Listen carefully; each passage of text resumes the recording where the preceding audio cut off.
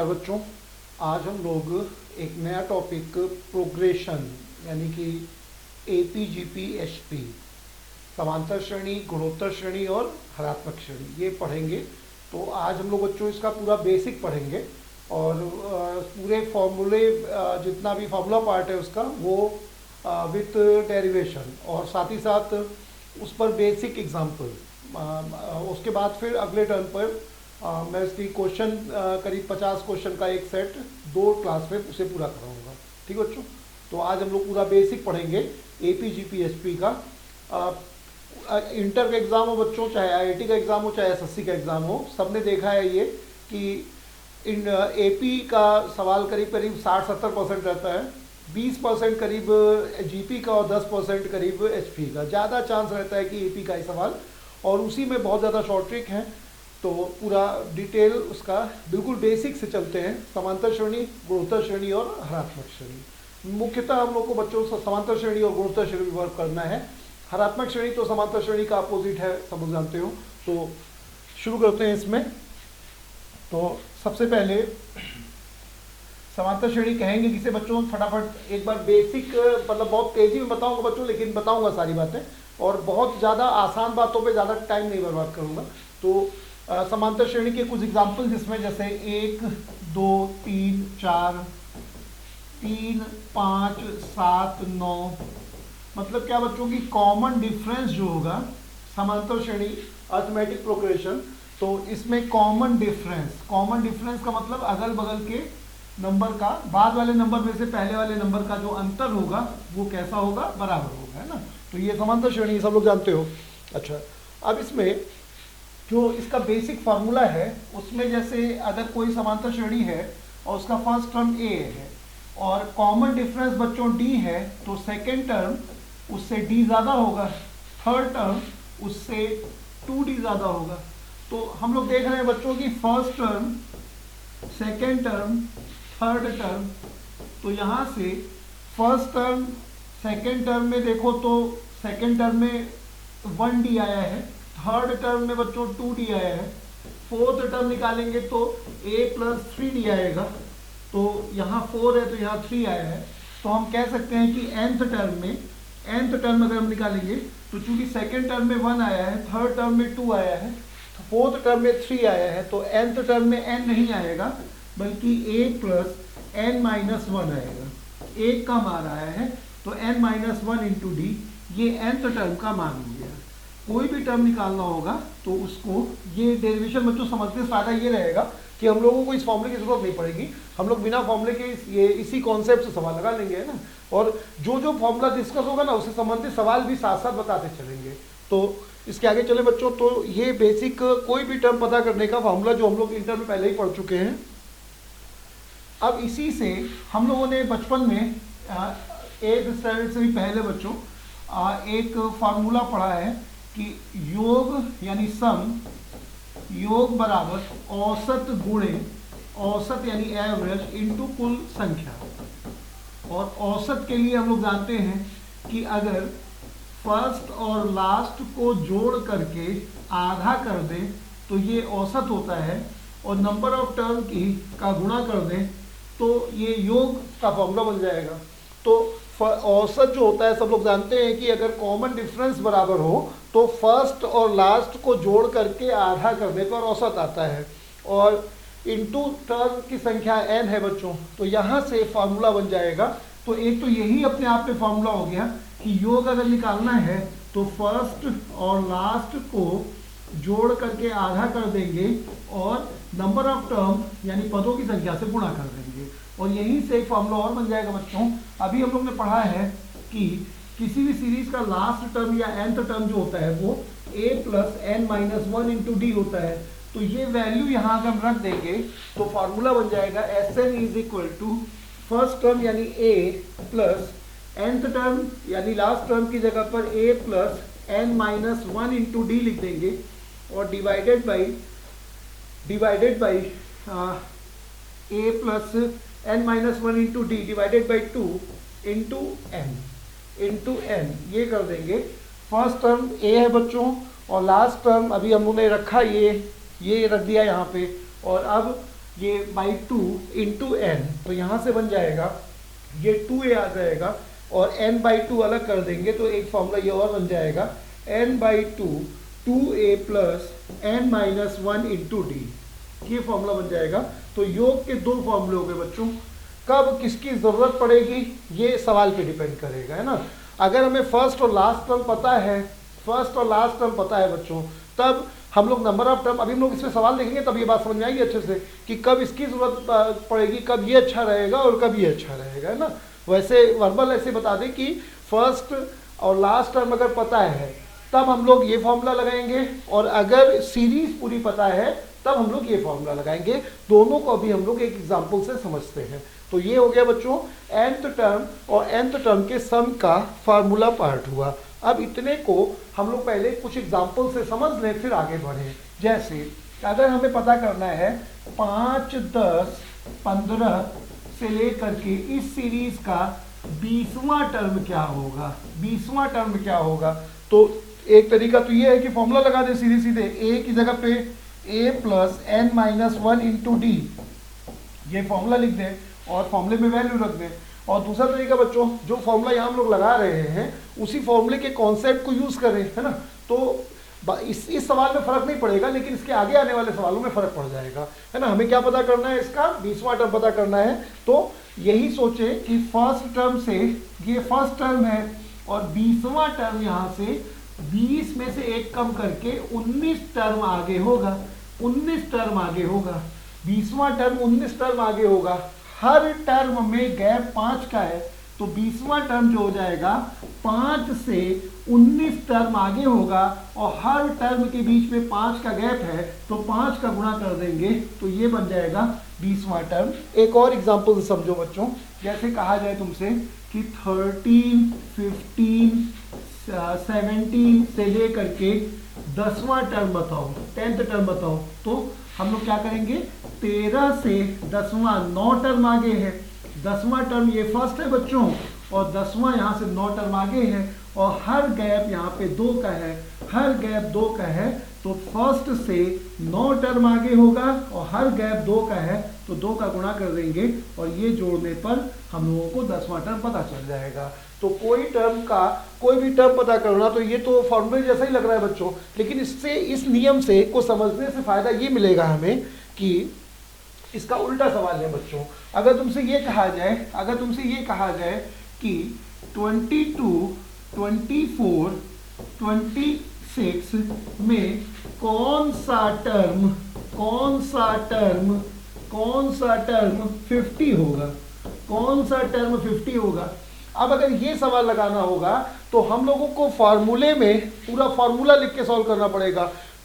22, 24, 26 में कौन सा टर्म 50 होगा। तो यहाँ पे 50वां टर्म नहीं पता करना है, हमें पता करना है कि कौन सा टर्म 50 होगा। तो अब इसके लिए अगर हम लोग फॉर्मूला लगाएंगे यहाँ पे, तो हम लोगों को 3-4 लाइन ज़्यादा लिखनी पड़ेगी, है ना। और फॉर्मूला ना लगाए अगर बच्चों, तो अभी जो हम लोग ने समझा है उस कॉन्सेप्ट से लग जाएगा।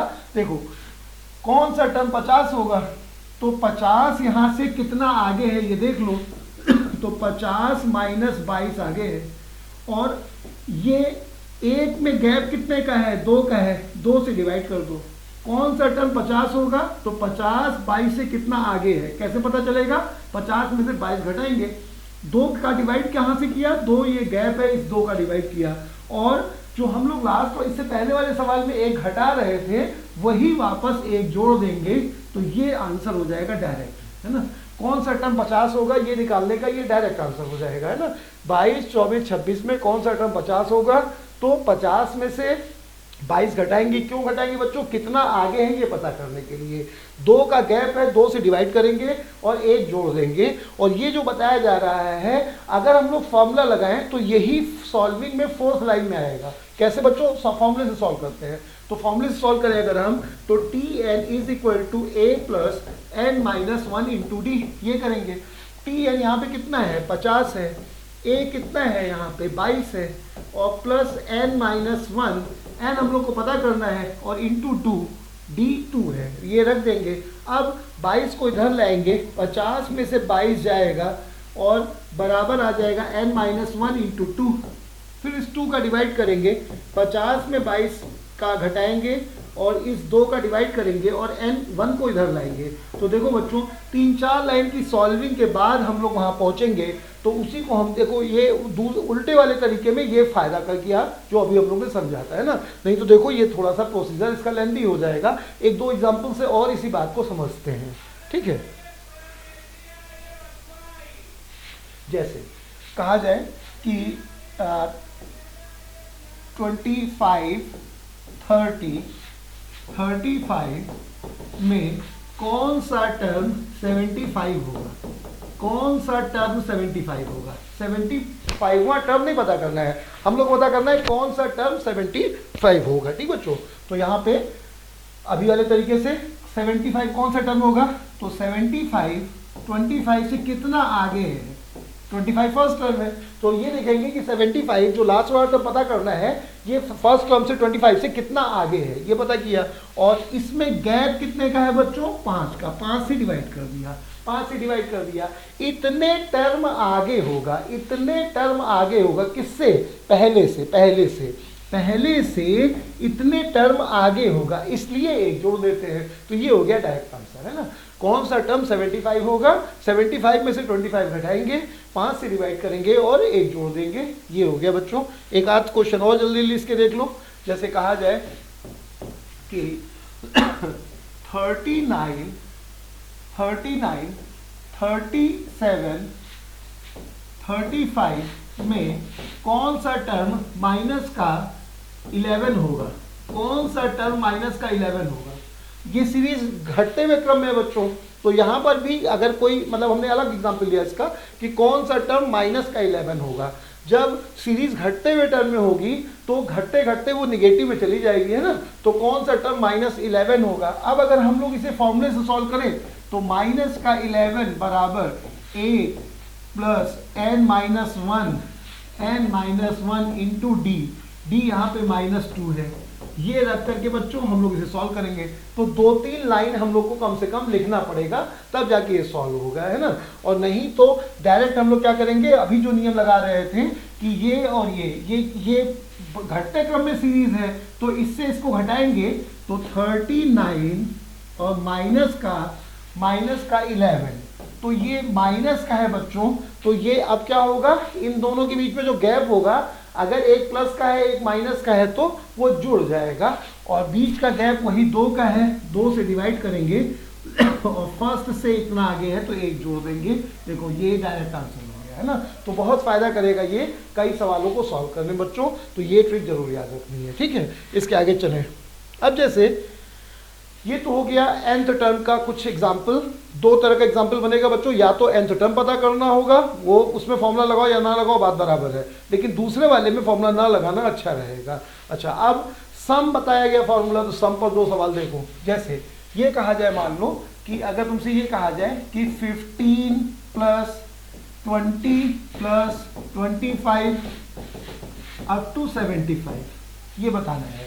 ये इसमें इसका योग बताओ, मतलब ये 75 जो है वो nth टर्म है बच्चों, 75 पदों का योग नहीं बताना है। ये सीरीज में जहां तक 75 आता है वहां तक का योग बताना है। एक तो ये सवाल हो बच्चों, है ना। अच्छा, दूसरा सवाल इसी में अगर ये कह दिया जाए कि 15, 20, 25 के 15 टर्म का सम बताओ 15 टर्म का सम बताओ, 15 टर्म का सम बताओ। तो अगर ये टाइप का सवाल आ जाता है तो यहाँ पे फॉर्मूला लगाना अच्छा है। 15 टर्म का सम बताओ, यहाँ पे फॉर्मूला लगाना अच्छा रहेगा, है ना। वैसे हर सवाल को बिना फॉर्मूले लगाया जा सकता है, लेकिन यहाँ पर फॉर्मूला लगाना अच्छा रहेगा और यहाँ पर बिना फॉर्मूले के अच्छा रहेगा। दोनों बातें समझते हैं, ठीक है ना। देखो पहले ये वाला सवाल देखो बच्चों, 15, 20, 25 के 15 टर्म का सम बताओ। तो इसमें फॉर्मूला लगाना क्यों अच्छा रहेगा, सब कुछ दिया हुआ है फॉर्मूले में। 15 रखा n की जगह पे, n/2 2a plus n-1 into d, ये डायरेक्ट आंसर हो जाएगा बच्चों, है ना। तो यहाँ पर फॉर्मूला लगाना ही अच्छा रहेगा। 15/2 n/2 2a plus n-1 into d लगा दिया।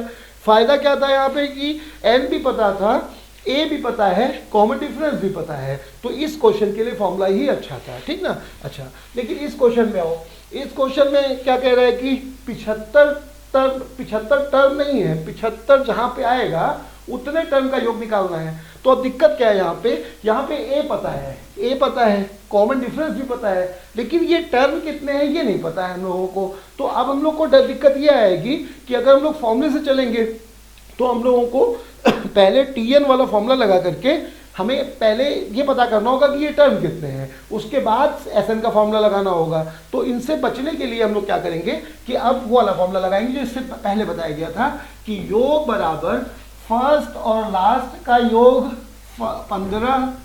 15 और 75 को जोड़ करके आधा कर दो बच्चों, ये आ गया औसत, ये एवरेज आ गया। और नंबर ऑफ टर्म कितने होंगे तो 75 में से 15 घटा दो और कितने का गैप है 5 का, 5 से डिवाइड कर दो और 1 जोड़ दो। ये हो गया डायरेक्ट आंसर इसका, है ना। ये इसमें ये फायदा करेगा बच्चों कि ये तरीका लगाओ, बहुत ज़्यादा टाइम बचेगा। नहीं तो इसी सवाल को दोबारा बताने जा रहे हैं जिसमें फॉर्मूला लगाएंगे ना, दुगना टाइम लगेगा बच्चों। फिर से समझो, औसत बराबर, इस सवाल में क्या दिक्कत थी बच्चों कि यहाँ पर हम लोगों को n का मान नहीं दिया हुआ था, फॉर्मूला लगाने के लिए n का मान रखना पड़ेगा। तो यहाँ पर फॉर्मूला लगाना अच्छा था, है ना। यहाँ पर क्या करेंगे, फर्स्ट और लास्ट को जोड़ करके आधा करेंगे, ये आ गया एवरेज। और ये कितने टर्म है ये पता करने के लिए 75 में से 15 घटाएंगे, 5 का गैप है, 5 से डिवाइड करेंगे और 1 जोड़ देंगे। तो ये नंबर ऑफ टर्म हो गए, पदों की संख्या, और ये है एवरेज। एवरेज और पदों की संख्या का गुणा करेंगे तो दोनों का गुणनफल क्या होगा बच्चों, दोनों का गुणनफल ही उसका योग होगा, है ना। तो ये है इसको सॉल्व करने का तरीका। तो ये तरीका लगाओ बच्चों जब ऐसा सवाल आता है, और ये तरीका तब अच्छा है जब ये सवाल रहता है, ठीक है ना। एक और एग्जाम्पल से देखो, जैसे अगर कहा जाए तुमसे कि 24, 28, 32 से लेकर के 100 का योग बताओ, इस सीरीज का योग बताओ, इस सीरीज का, इससे पहले लिख देगा 96, इस सीरीज का योग बताओ, है ना। तो इस सीरीज का योग बताने में कोई दिक्कत नहीं है। यहाँ पे अभी जो हमने पहले बताया था वो वाला तरीका अच्छा रहेगा। 100 यहाँ पे बच्चों 100 टर्म नहीं है ना।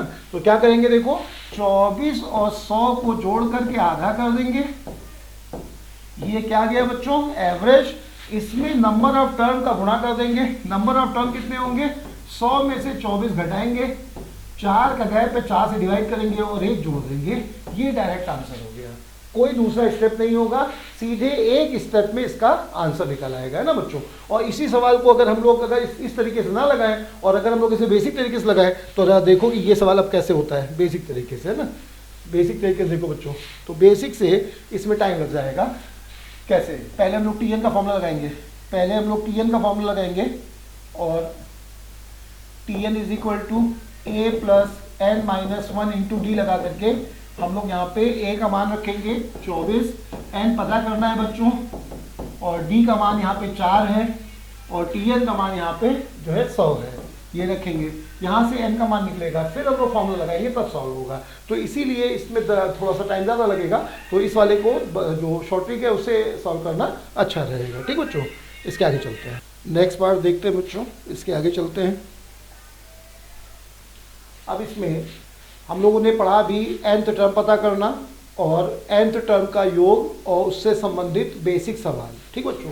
अच्छा, इसमें एक पॉइंट और देखो बच्चों, जैसे ये कहा जाए कि 15, 20, 25 से लेकर के 150, और इसमें कहा जाए कि अंत से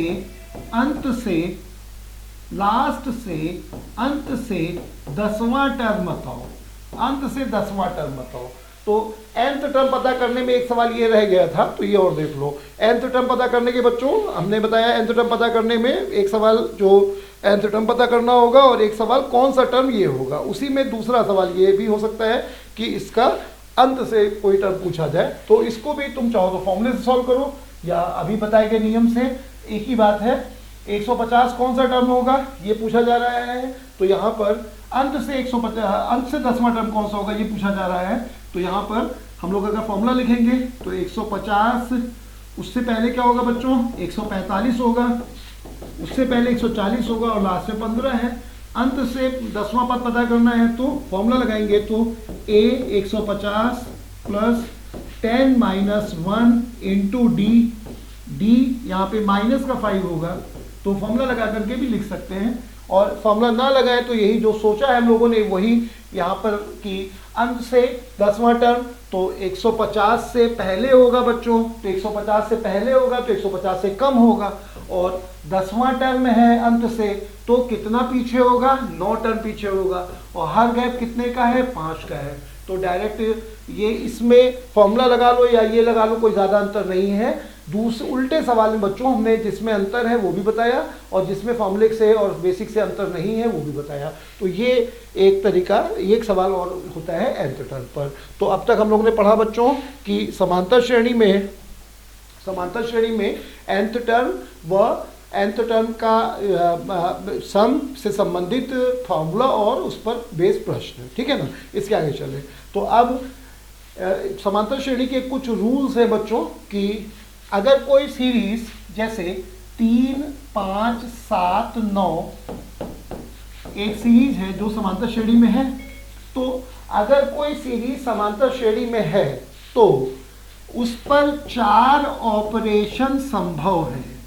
किसी भी सीरीज में, जो किसी भी सीरीज में हो या ना हो, उस पर 4 ही ऑपरेशन संभव है। क्या क्या बच्चों, प्लस, माइनस, मल्टीप्लाई और डिवाइड, प्लस, माइनस, मल्टीप्लाई और डिवाइड, ये 4 ऑपरेशन पॉसिबल है। तो समांतर श्रेणी इन चारों ऑपरेशन में के बाद भी जिंदा रहती है, मतलब कि इनमें से कोई भी ऑपरेशन अगर समांतर श्रेणी के साथ होगा तो वह श्रेणी समांतर श्रेणी बनी रहेगी। मतलब रूल को क्या कहेंगे बच्चों कि किसी भी समांतर श्रेणी में अरिथमेटिक प्रोग्रेशन में सभी टर्म में कोई एक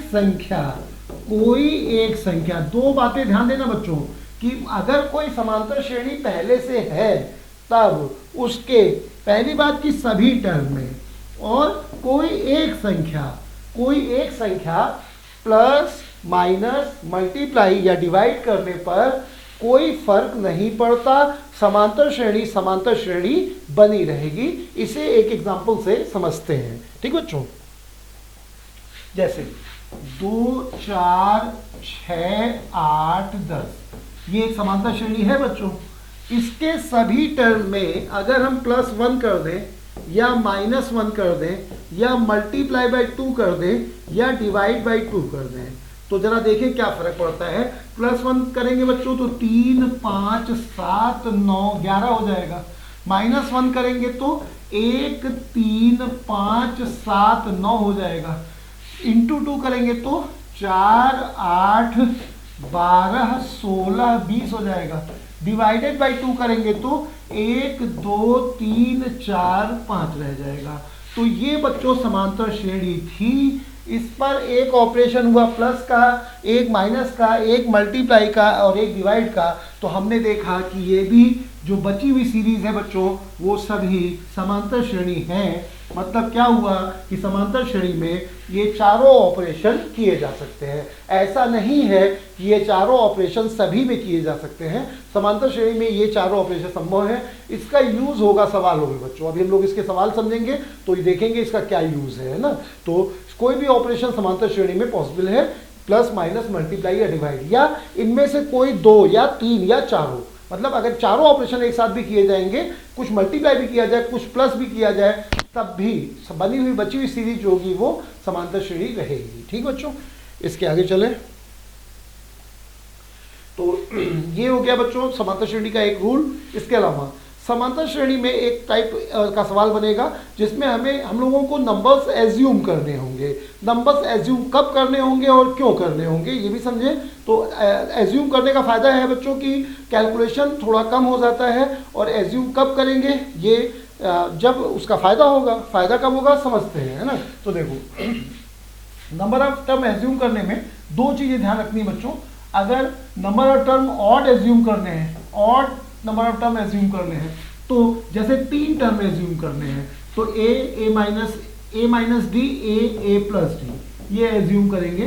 5 टर्म एज्यूम करने हैं तो a minus 2d, a minus d, a minus 2d, a minus d, a plus d, और a प्लस 2d ऐसे एज्यूम करेंगे, है ना। तो अगर 3 टर्म एज्यूम करने हैं, 5 टर्म एज्यूम करने हैं, ऐसे ही 7 टर्म एज्यूम करने होंगे तो हम लोग a माइनस 3d से शुरू कर देंगे, है ना। आगे सारे टर्म वही रहेंगे। तो नंबर ऑफ टर्म अगर ऑड है तो इस तरह से एज्यूम करेंगे, और नंबर ऑफ टर्म अगर इवन है बच्चों तब एज्यूम करने में ऐसे नहीं काम चल पाएगा। तब हम लोग एज्यूम करेंगे अगर 4 टर्म है तो a minus 3d, a minus d, a plus d और a प्लस 3d ऐसे एज्यूम करेंगे। a minus 3d, a minus d, a plus d और a प्लस 3d। अब हम देखेंगे कि इसमें गैप 2d का है, गैप बराबर होना चाहिए, वो d का हो या 2d का हो इससे फर्क नहीं पड़ता है। और उसी तरह से अगर 6 टर्म एज्यूम करने होंगे बच्चों तो a minus 5d, a minus 3d, उसी तरह से आगे a प्लस 5d तक, है ना। तो इस तरह से नंबर ऑफ टर्म इवन है तो इस तरह से, ऑड है तो इस तरह से हम लोग एज्यूम करेंगे। इसका फायदा क्या होगा और ये कब करेंगे, एक ही बात है बच्चों। तो देखो ऐसा होता है कि अगर समांतर श्रेणी का सवाल है बच्चों, समांतर श्रेणी का सवाल है, नंबर ऑफ टर्म इवन हो या ऑड हो, इवन टर्म हो या ऑड टर्म हो, अगर समांतर श्रेणी का सवाल है तो अगर सम गिवन है, अगर सम गिवन है, सम गिवन है, योग दिया हुआ है, तभी ये मानने का फायदा होगा, तभी ये मानने का फायदा होगा बच्चों। कब, जब ये सम दिया गया हो। क्या फायदा होगा, अगर तुमसे कहा जाए कि 3 टर्म है और तीनों समांतर श्रेणी में है और वे, उनका सम जो है वो 15 है, उनका सम 15 है, तो फायदा ये होगा बच्चों कि हम लोग जब ये 3 टर्म मानेंगे और उनका सम हमें दिया होगा तो ये d से d कैंसिल हो जाएगा और 3a इज इक्वल टू 15 आ जाएगा, तो a बराबर 5 आ जाएगा, है ना। तो नंबर ऑफ टर्म इवन हो या ऑड हो, जो तरीका बताया गया है उसके हिसाब से एज्यूम करेंगे। और कब एज्यूम करेंगे बच्चों, क्या फायदा रहता है, देखो अब जैसे अभी जो नंबर ऑफ टर्म इवन थे तो हम लोग क्यों एज्यूम कर रहे थे a minus 3d, a minus 2d, a minus d, a plus d और a प्लस 3d। तो इससे फायदा क्या हो रहा था कि सम दिया होगा, तो यहाँ पर समांतर श्रेणी है, गैप भले 2d का हो लेकिन समांतर श्रेणी है, तो यहाँ पर जब सम दिया होगा तो ये देखो 3d कैंसिल हो जाएगा और सम a का मान, एक टर्म हम लोगों को तुरंत पता चल जाएगा। तो यह नियम AP में भी है बच्चों और GP में भी है। GP में कब मानेंगे हम लोग, जब मल्टीप्लाई दिया होगा। AP में कब मानेंगे, जब सम दिया होगा, है ना। क्यों, सम दिया होगा तो देखो d कैंसिल हो जाएगा, d प्लस माइनस से कैंसिल हो जाएगा। और अगर GP का सीरीज, GP सीरीज होगी बच्चों तो वहां पे अभी हम लोग देखेंगे तो वहां पे मल्टीप्लाई के केस में हम लोग को ऐसा एज्यूम करना होगा, ठीक है ना। तो ये फायदा होगा।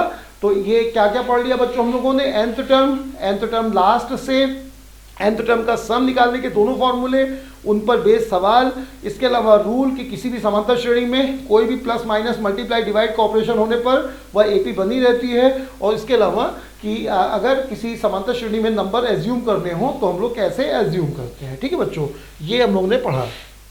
इसके अलावा अब आ जाए हम लोग GP में। तो GP में सब लोग जानते हो बच्चों कॉमन रेशियो बराबर होगा, कॉमन रेशियो बराबर होगा, मतलब जैसे 2, 4, 8, 16, 32, इस तरह से बच्चों 3, 1, 3, 9, 27, 81, इस तरह से।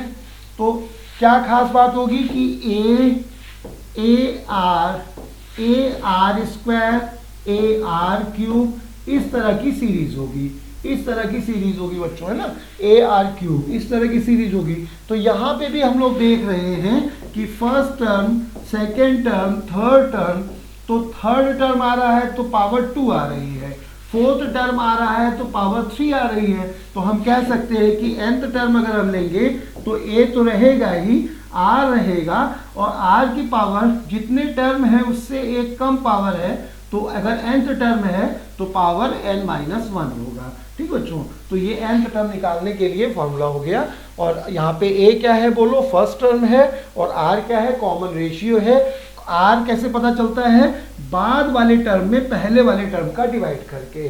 बाद ध्यान रखना बच्चों की अगर बाद वाला टर्म छोटा है तो सीरीज डिसेंडिंग ऑर्डर में हो जाएगी, तब आर का मान बटे में आएगा, है ना। लेकिन अगर ये मतलब हमें हमेशा ध्यान में ये रखना है कि बाद वाले टर्म में पहले वाले टर्म का डिवाइड कर, ये नहीं कि बड़े से छोटे को डिवाइड कर रहे हैं ना बच्चों, बाद वाले टर्म में पहले वाले टर्म का डिवाइड करके कोई भी दो कॉन्जिक्यूटिव टर्म में n+1th टर्म में nth टर्म का डिवाइड करने पर जो वैल्यू आती है वह कॉमन रेशियो कहलाती है। ठीक है बच्चों, तो ये nth टर्म निकालने के लिए आसानी से डेरिवेशन इसका समझ सकते हो। और यहाँ पर सम के जो फॉर्मूला होंगे वो दो होंगे बच्चों, a r⁻n−1 अपॉन r−1 और a 1 r⁻n अपॉन 1 r।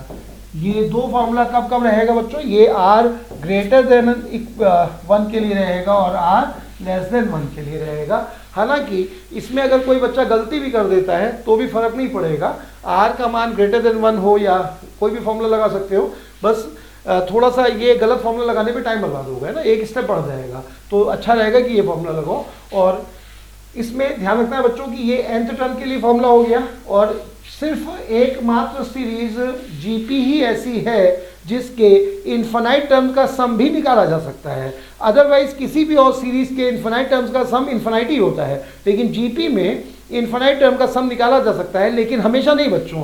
ध्यान रखना कि जीपी में इन्फिनाइट टर्म्स का सम निकाला जा सकता है।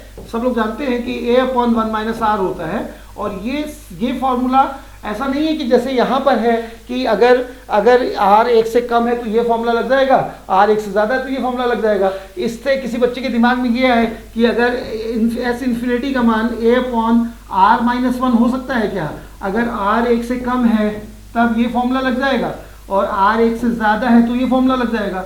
तो ऐसा कहना गलत है, ये गलत है बच्चों, है ना, क्योंकि अगर जीपी ये फॉर्मूला तभी वैलिड है इन्फिनिटी टर्म का जब r का मान 1 से कम हो। 1 से ज़्यादा होने पर अगर जीपी असेंडिंग ऑर्डर की है ना, बढ़ते क्रम की है, तो s इन्फिनिटी का मान ऑलवेज इन्फिनिटी होगा, इसका मान हमेशा इन्फिनिटी होगा बच्चों। जीपी अगर बढ़ते क्रम की है, जैसे एक एग्जांपल से समझो बच्चों, जैसे कहा जाए तुमसे कि 1 2 4 8 इस तरह से एक सीरीज दी गई है, और इसका कहा जाए कि 10 टर्म का सम बताओ, या कहा जाए कि इसके इन्फिनिटी टर्म का सम बताओ, तो 10 टर्म का सम तो निकाल सकते हैं हम लोग, है ना। a कितना है, 1 है, r 2 है, 2 की पावर 10 - 1 अपॉन 2 - 1, ऐसे करके लिख सकते हैं हम लोग, है ना। ये सीरीज अगर ऐसी हो बच्चों, जैसे ये लिखा है कि 16 8 4 2, और इसमें अगर कहा जाए कि कोई सीरीज पता करनी है तो बस a का मान 16 हो जाएगा, और r का मान, ये ध्यान रखना है बच्चों कि बाद वाले टर्म में पहले वाले टर्म का डिवाइड करना है, तो 8/16 करेंगे तो 1/2 आएगा। अब चाहे हमें nth टर्म पता करना हो या nth टर्म का सम पता करना हो, हम लोग फॉर्मूला लगा लेंगे, और कौन सा लगाएंगे बच्चों, 1 - r वाला फॉर्मूला लगाएंगे, है ना। तो यहाँ पर ये सीरीज का हम लोग सॉल्यूशन बता सकते हैं, लेकिन अगर इस सीरीज के साथ हम लोगों से इन्फिनिटी टर्म का सम पूछेगा तो इन्फिनिटी टर्म का सम नहीं निकाल पाएंगे हम लोग, क्योंकि अगर सीरीज बढ़ते क्रम की है तो उसके इन्फिनिटी टर्म का सम इन्फिनिटी हो जाएगा, बहुत ज़्यादा हो जाएगा, इन्फिनिटी हो जाएगा। ठीक बच्चों, तो जीपी में nth टर्म का सम का nth टर्म का मान क्या होगा, और इसके अलावा nth टर्म का सम और इन्फिनिटी टर्म का सम कब पॉसिबल है बच्चों, जब जीपी, एक एग्जांपल से समझो, जैसे अगर कहा जाए कि 2 1 1/2 1/4 इसके इन्फिनिटी टर्म का सम बताओ, तो ये बताया जा सकता है। हम लोग क्या कहेंगे, s infinity is equal to a 2 upon 1 - r, बाद वाले टर्म में पहले वाले टर्म का डिवाइड करेंगे तो 1/2 आ जाएगा, तो 2 1/2 1 - 1/2 ये 4 आ जाएगा बच्चों। तो हम लोग इन्फिनिटी टर्म का सम निकाल सकते हैं, लेकिन सीरीज में r का मान 1 से कम होना चाहिए। ठीक है, तो ये एक पॉइंट हुआ बच्चों।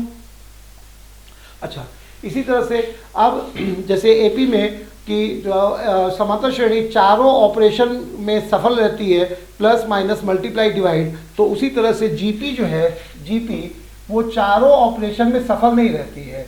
कोई जीपी अगर जैसे कि एग्जांपल से समझे बच्चों, 1 2 4 8 16 ये जीपी है।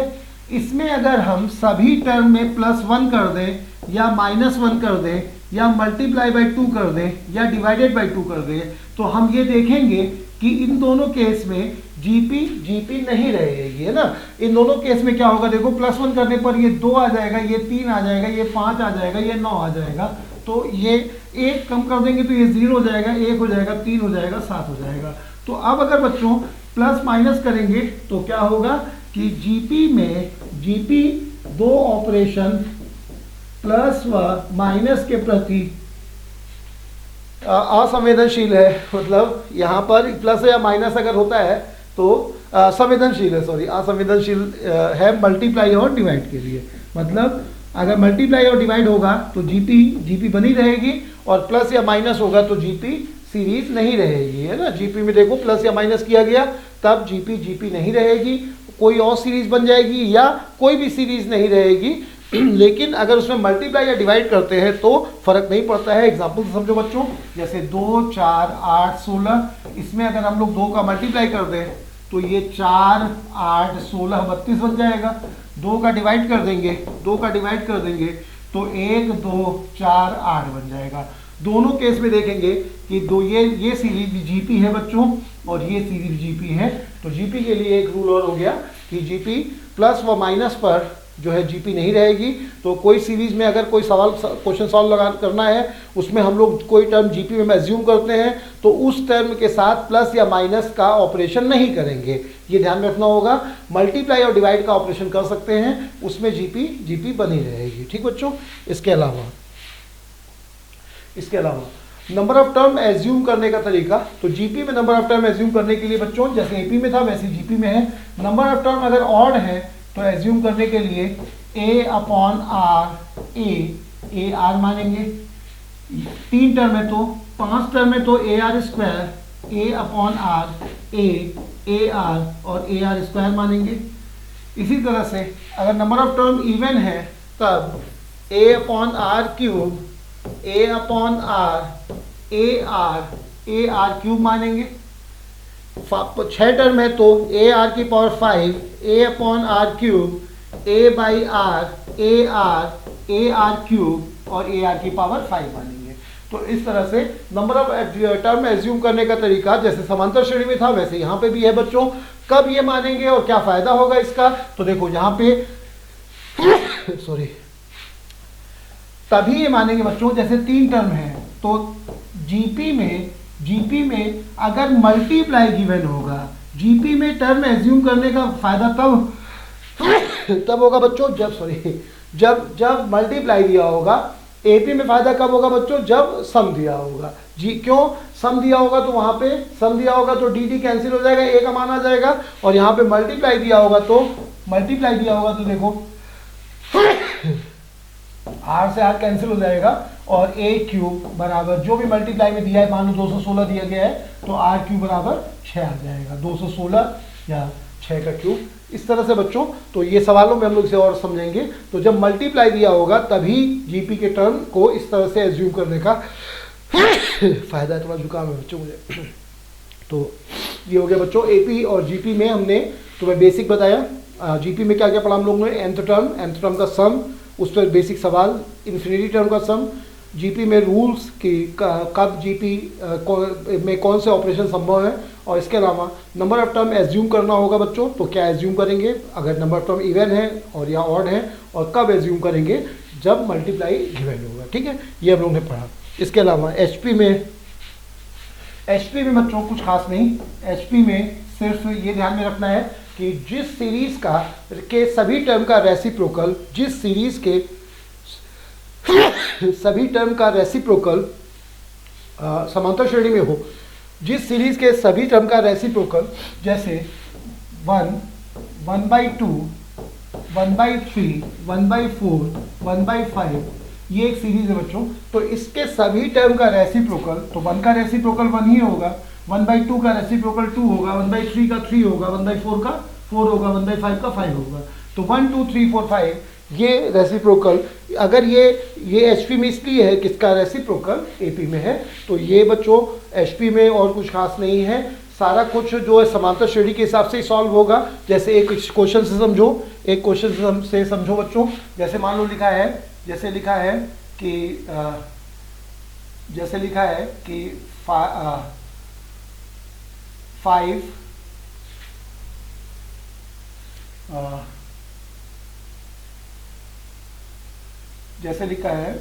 1 3 2/3 2/3 1/2 इस सीरीज का nth टर्म पता करना है। इस सीरीज का 10th टर्म पता करना है। इस सीरीज का 10th टर्म पता करना है। तो और इसके आगे जो लिखा है इसके आगे 2/7 ये लिखा हुआ है, ठीक है। तो अब जो है 2/7 नहीं 2/5 लिखा हुआ है। तो ये सीरीज बच्चों है और इसका हम लोग को 10th टर्म पता करना है।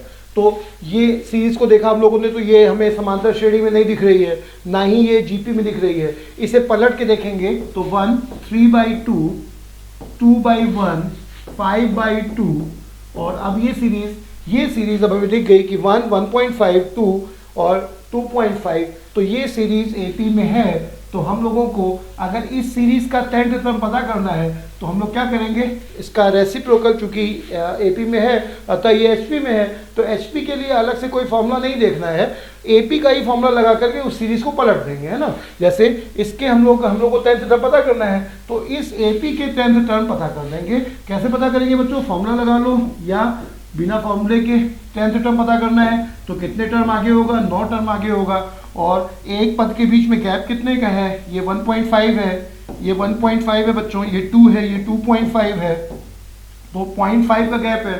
तो 0.5 का मल्टीप्लाई कर देंगे तो ये 4.5 और 5.5 आ जाएगा, 5.5 आ जाएगा, 5.5 या 11/2 आ जाएगा।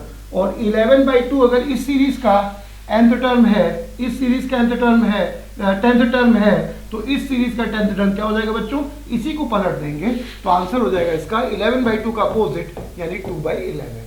इस तरह से हम लोग इसे सॉल्व कर सकते हैं, ठीक है ना।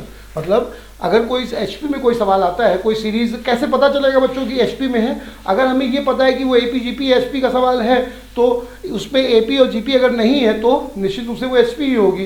तो आप उसे पलट के देखने पे साफ दिखेगा और उसका कोई सवाल सॉल्व करने के लिए एपी की तरीके से सॉल्व कर लेंगे और फिर उसे पलट देंगे। तो हम लोगों को एचपी के लिए अलग से कुछ भी नहीं पढ़ना है, इसीलिए तो हम देखेंगे कि पेपर में इसका सवाल भी कम रहता है, ठीक है। इसके अलावा बच्चों एक बेसिक कॉन्सेप्ट और है कि mean, arithmetic mean, geometric mean और हार्मोनिक मीन, 3 तरह के मीन होते हैं। अर्थमेटिक मीन कैसे निकलता है बच्चों, दोनों टर्म को जोड़ करके आधा कर दो, दोनों टर्म को जोड़ करके आधा कर दो। ज्योमेट्रिक मीन कैसे निकलता है, दोनों टर्म का मल्टीप्लाई करके वर्गमूल ले लो। और हार्मोनिक मीन कैसे निकलता है, 2ab/a+b करके निकलता है। ये कैसे आता है बच्चों, ये हम बता रहे हैं। एम अर्थमेटिक मीन, दोनों को जोड़ के आधा कर दो।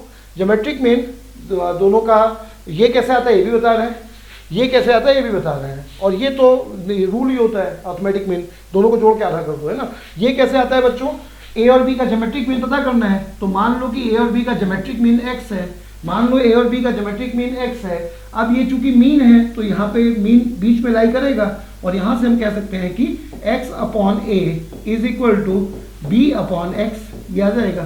तो यहाँ से x² is equal to ab आ जाएगा, तो x is equal to √ab आ जाएगा, √ab आ जाएगा।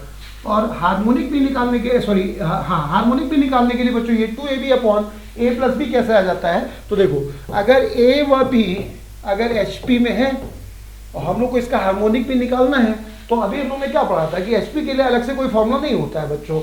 a और b अगर HP में है तो 1/a और 1/b ये अगर HP में है, ये गिवन है, तभी तो हम लोग उसको हार्मोनिक भी निकालने को कहा जाएगा। तो अगर a और b HP में है तो इसका हार्मोनिक भी कैसे निकालेंगे, दोनों को जोड़ के आधा कर देंगे, दोनों को जोड़ करके आधा कर देंगे। ये मतलब अगर HP में बच्चों तो 1/a 1/b, एक स्टेप और लिख दें, 1/a 1/b ये समांतर श्रेणी में होगा। अगर ये HP में है तो 1/a 1/b AP में होगा।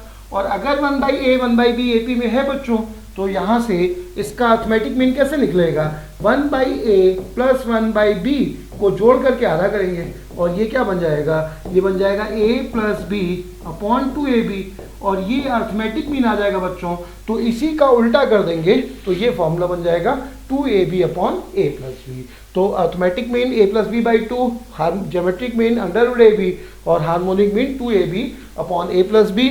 इससे बच्चों इनसे इसमें एक रूल याद रखना कि am is always greater than और equal to gm is always greater than और इक्वल टू hm।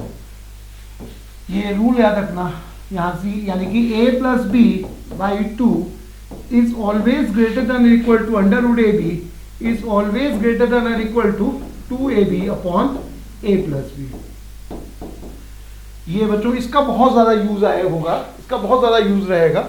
और ये ग्रेटर देन इक्वल टू क्या होता है कि हमेशा ग्रेटर देन होगा, लेकिन इक्वल टू तब हो सकता है जब दोनों नंबर इक्वल हो जाए। जैसे अगर a का मान 2 है और b का मान भी 2 हो जाए तो ऐसे केस में 2 प्लस 2/2 जो आएगा और √2 इंटू 2 ये दोनों सेम हो जाएंगे। तो अगर सिर्फ तभी इक्वल हो सकता है जब दोनों टर्म इक्वल हो जाए, अदरवाइज अगर हम दोनों टर्म अलग अलग लेंगे तो हमेशा am जो होगा वो gm से अधिक होगा और gm जो होगा वो hm से अधिक होगा। इसका यूज सवालों में बहुत होगा बच्चों।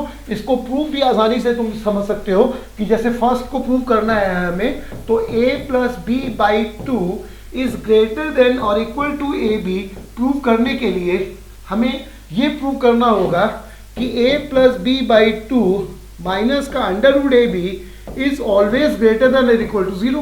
तो ये प्रूव करना बड़ा आसान है ना। ये अगर प्रूव कर दें तो ये प्रूव हो जाएगा। और ये कैसे प्रूव कर सकते हैं, इसको इधर ले जाए तो ये बन जाएगा √a माइनस √b का होल स्क्वायर बाई 2। ये बन जाएगा बच्चों। अरे 2 को इधर ले जाएंगे, एक स्टेप और लिख दे रहे हैं, एक स्टेप और लिख दे बच्चों। देखो 2 को उधर ले जाए, तो a plus b is greater than equal to 2 times √ab, ये प्रूव करना है हमें। तो इसको इधर ले आए तो a प्लस बी माइनस का 2 times √ab is greater than equal to 0, ये हमें प्रूव करना है ना।